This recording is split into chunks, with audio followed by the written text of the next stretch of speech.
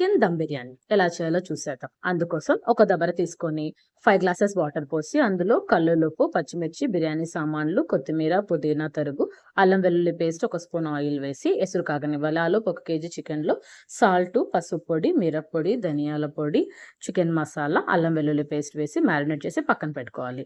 ఇప్పుడు ఎసురు కాగిన తర్వాత అందులో నానబెట్టినటువంటి 2 గ్లాసుల బాస్మతి రైస్ వేసి ఒక 90% కుక్ చేసి ఇలా వడగట్టిన తర్వాత ఒక గ్లాస్ చల్లని నీళ్ళు పోసి పక్కన పెట్టుకోవాలి.